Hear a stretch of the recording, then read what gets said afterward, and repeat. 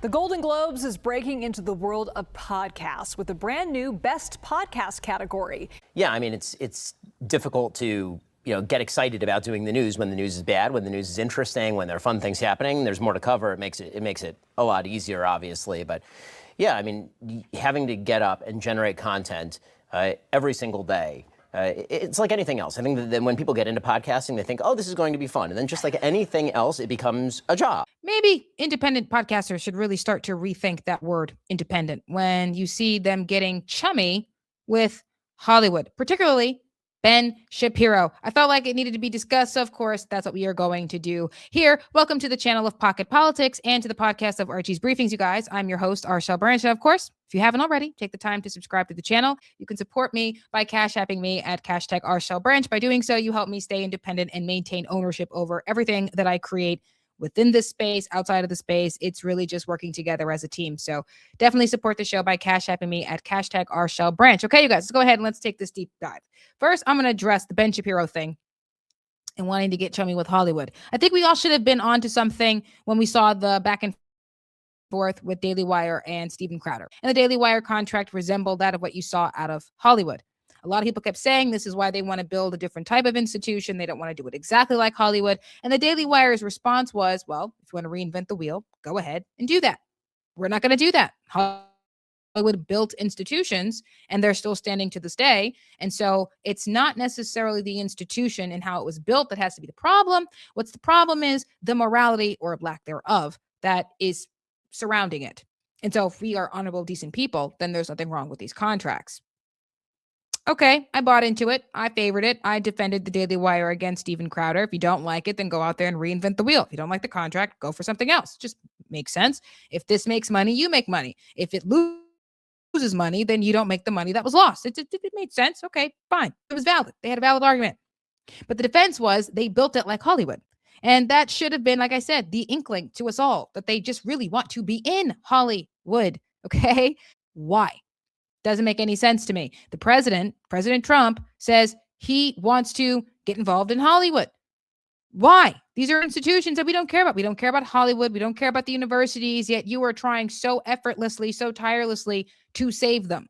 Why? Why do you need to participate in this? Okay. President Trump calls Paramount and says, fix Star Trek. Now, I have a dilemma because I love Star Trek. I am a Trekkie myself. You guys know I say Kepla at the end of this. It's freaking Klingon, for goodness sakes. Okay. I was a Klingon for Halloween. I've got the comm badge, you guys. Like, I take my Star Trek seriously. Okay. So when I heard that story, I thought, okay, I got a dilemma. I don't think he should care about Hollywood, but if you want to save Star Trek, then a bit of a dilemma. But now he wants to bring back the movie Rush Hour. He found the director of the previous Rush Hour movies to make Rush Hour 4, which nobody really needs because he wants to save Hollywood. Stop trying to save it. Why are you getting involved in it? This is an institution that we care nothing about. Okay. The whole idea of, independent creators is that we were going to democratize the industry. Now, you guys know how I feel about modern technology. I'll speak about that in another episode.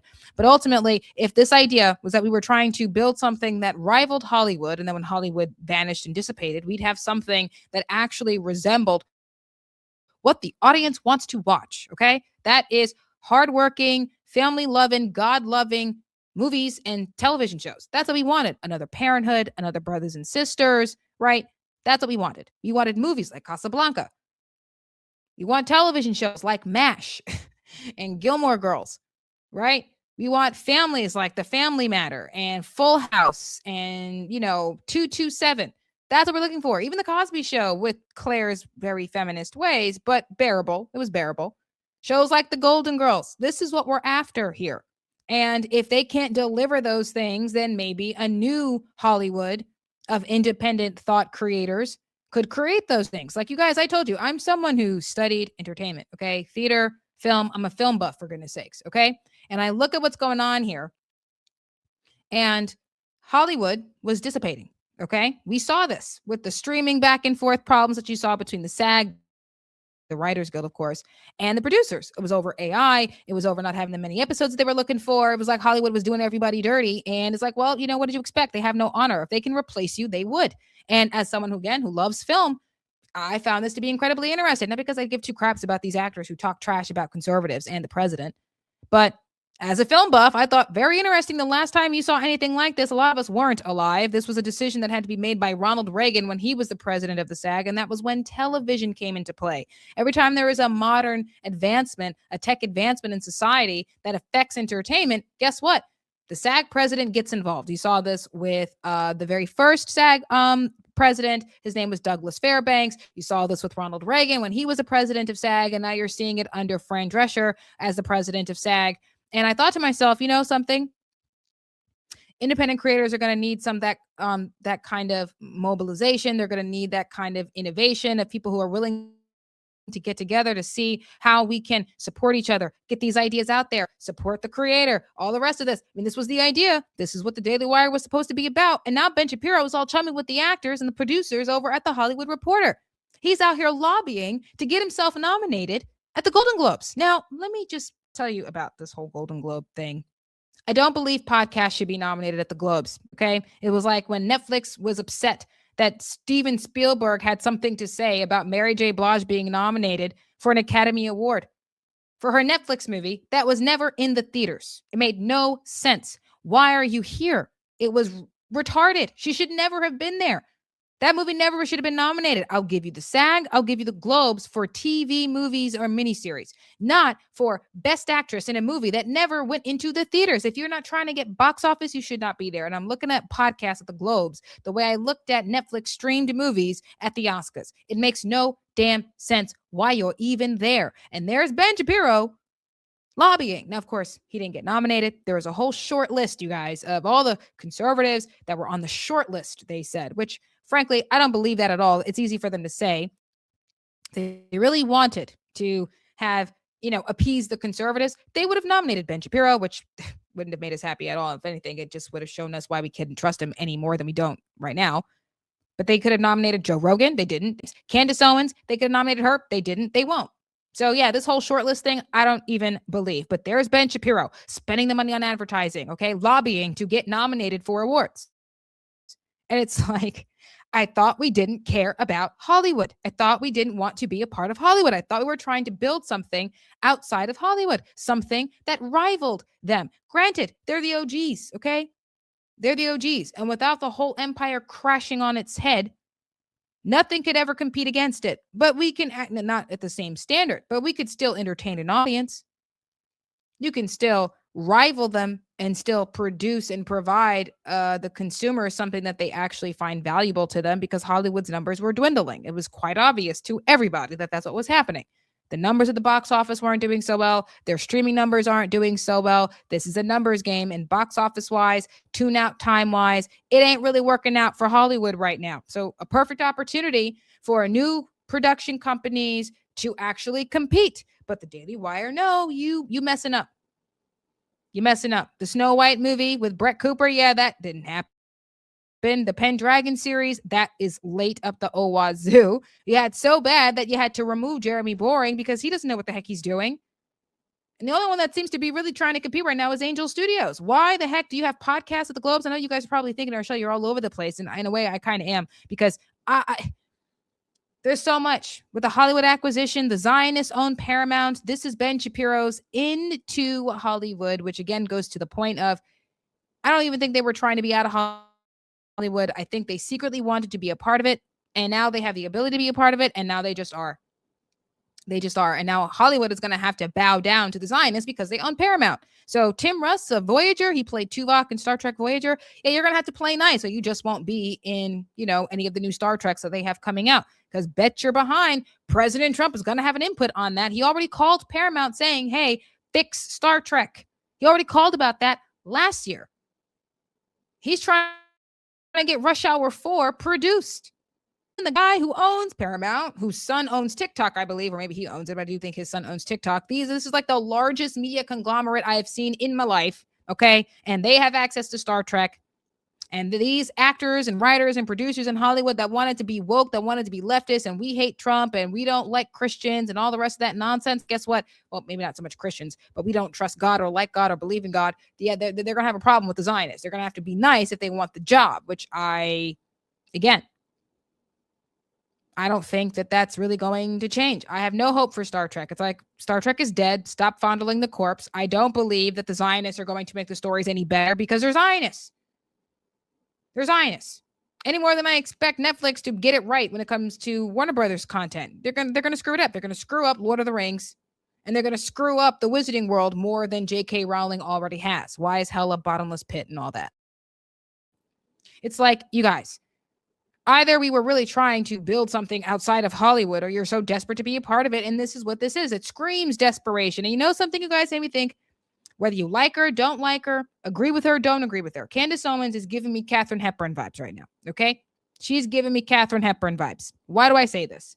Because Katharine Hepburn was box office. She brought in the numbers. She brought money to the bank. This was why they had Katharine Hepburn. Also, she didn't care about the accolades. She didn't care about the awards. She just cared about the work. She wanted it to be good. She didn't care about the Oscars. She won 4 Academy Awards. At one point, she actually tied with Barbara Streisand for Streisand's Funny Girl. And I believe it was for Katharine Hepburn's and Spencer Tracy's Guess Who's Coming to Dinner. This also had Sidney Poitier in it. Long story short, I told you guys, I'm a movie buff, so I know that about that. Katharine Hepburn, 4 Academy Awards, okay? I believe 1, Morning Glory. The second one was for Guess Who's Coming to Dinner. The third one was for Lion in Winter. She did that with Peter O'Toole and Anthony Hopkins. And then the fourth one was On Golden Pond. She did that with Henry Fonda and Jane Fonda. 4 Academy Awards. All 4 never went to the award shows to give a speech for. Excuse me. Never been to the awards to give a speech for any of her awards. Why? Because she did not care. She only cared about the work. Okay? The woman literally left Hollywood to go to Broadway because she hated the work that they were making her do. I don't like the story. I'm tired of doing this. She walked away. If I can't do it the way I want to do it, sound familiar, you guys? Sounds familiar? If I can't do the work the way that I want to do the work, then I can't be here with you, and I got to go do it my way. Think about Candace Owens. She was with a company, like Katharine Hepburn. She could not do the work she wanted to do the way she wanted to do it because the company didn't care for it. So she left, and after leaving, became even more powerful after leaving because she had control over what her career would look like, had control over the content that she would be creating. On top of that, Katharine doesn't give a darn about awards. Candace Owens is the #1 podcaster in the world without ever having to put 1 dime into her advertising, while Ben Shapiro keeps popping up in my YouTube feed, even though I keep clicking, not interested, not interested, not interested. He keeps popping up because he's paying for it. Either we're truly trying to be independent and separate from the institution that did all of this harm to begin with, or low-key, you just wanted to be a part of them. That's just what you want to do. I'm going to get big enough to eventually be a part of them. And that's exactly what's happened. I'm like, yo, either we're trying to be something separate and different from the nonsense, or you simply wanted to be a part of it. And, you know, the argument that they're going to make is, well, we have to infiltrate. We have to go in there and infiltrate and take everything. You sound like a Zionist. Yeah, of course, you know, it's what it is. You see, the beautiful thing about Jesus is that he didn't have to infiltrate. He just simply takes. It's his. I don't got to come in and try to sneak in and take something from. It's already mine. When this is over, my people inherit the earth. Like, I'm not out here fighting for regions and lands overseas. Like, yo, I know when Jesus comes, we inherit the earth. Like, yo, there's a difference. It's like, yo, I don't have to care about the accolades. Okay. I know why I'm out here trying to build up Archie's briefings, trying to build up pocket politics. Like, I'm trying to build a name for myself as a conservative so that way I can raise the budget that I need to put a story out, a narrative story out there, because I like the theater. I like movies. I like television. I would love to have some kind of, affiliation with people who I agree with, who are finding what my stories are interesting and wanting to get this in front of, an audience on stage, or maybe it's, in the movie theaters, because I do like the movie experience, you guys. I believe it should go to theaters and then hit streaming. That's kind of my position on that. But ultimately, that's kind of the goal there for me. I thought I didn't need Hollywood. I thought that was the whole point, that we can do things without them. And, Candace is the only one that's looking like it's actually a possibility because she rivals Hollywood. She rivals against the Daily Wire. Her numbers are clearly showing that. She rivals against Tim Pool. Everybody who's ever said anything bad about the woman, understand their numbers are taking a serious hit. And she's showing what it is to be truly independent. Do the work. Only care about the work. and don't care about anything else. Focus on what you were put here on this earth to do, and you will soar. It doesn't matter if you're in with the it crowd. It doesn't matter if your friends are in Hollywood or if you can party at Mar-a-Lago.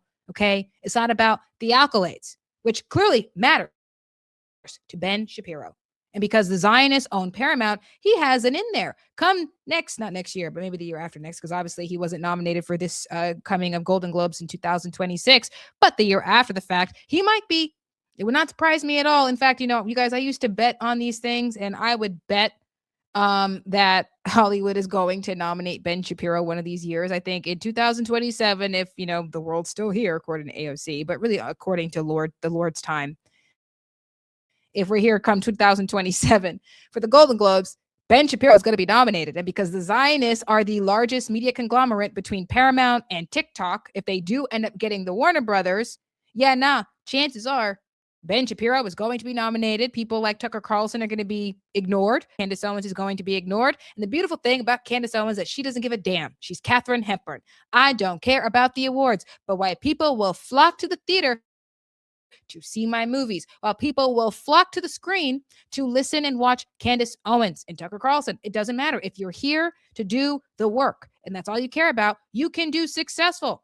I don't need someone to tell me I can be, okay? I don't need that of Hollywood. I don't need that of the institutions. I need that from the audience. And if the audience says they like me, if the audience says they're willing to pay to see my work, then why do I need the SAG?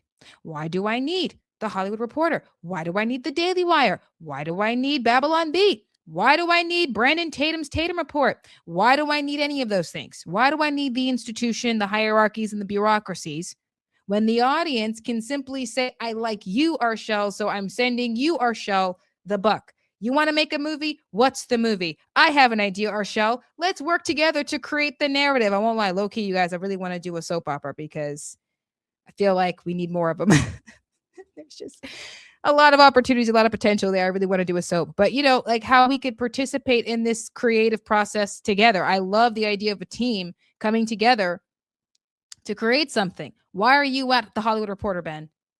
Like, you're phony, you're fake, and because the Zionists are pretty much taking over Hollywood at this point, of course you have your in. You guys, I know it may feel like I was all over the place with this one, but there was a lot that needed to be said. And here's the thing, there's a lot more that needs to be said because we do have to speak about the Hollywood acquisition, and I can't do it today because I have to take myself on to work, which is what I plan on doing. Okay, I think a lot of creatives, whether you are the writer, you're using your content to get your stories out there the way Eric July did, which I thought was absolutely fantastic. That's exactly what I'm trying to do, be like Eric July in that regard. Make the money so I can produce the content that I really want, the narratives I'm trying to get out there. I don't think we need Hollywood to do that. And people like Eric July, people like Candace Owens, obviously, these are people who don't care about the accolades. They simply just care about doing the work and reaching the audience and letting the audience decide, do you think I'm good enough to be in front of this camera? Do you think that my content or my writing, because I'm a narrative writer, you guys, is good enough to be in front of you? And if you say so, then it shall be. It's what you say, not what the small group of people are saying. The Golden Globes specifically created this category that should not even be there, okay, just to alienate conservative commentators. Yet you have a so-called conservative commentator trying to get himself nominated with the very people who said they don't even like him. So what the heck is the point? Why do you care? So you guys let me know in the comment sections. What do you think about this? Do you think that we should be trying to make it nice, to play nice with Hollywood? Because I don't think that we should. And, get in the comments. Let me know what you think about this whole back and forth with Netflix and Paramount over Warner Brothers. I have my concerns, and we are going to have another episode talking about that specifically because I did say some things about it. I'm going to save it for another episode. Like I said, I can't do it today. So I love you guys. Go ahead, get into the comments. Okay. Subscribe to the channel if you haven't already. Hit the notification bell so that way you guys never miss an episode. I have proof because of you guys why I do, in fact, own Pocket Politics and own Archie's Briefing. So definitely support the show by cash apping me at hashtag Arshel Branch. The link is in the description box. It is also at the top of the page in the YouTube channel. So of course, you guys know. Scroll up, hit that link, and support via Cash App. And, I'm going to take myself on to work. I love you guys. I will talk to you as soon as I can. That's why you hit the notification bell. I love you. God bless. And of course, because it's me, a Star Trek phrase, you guys. Kepler.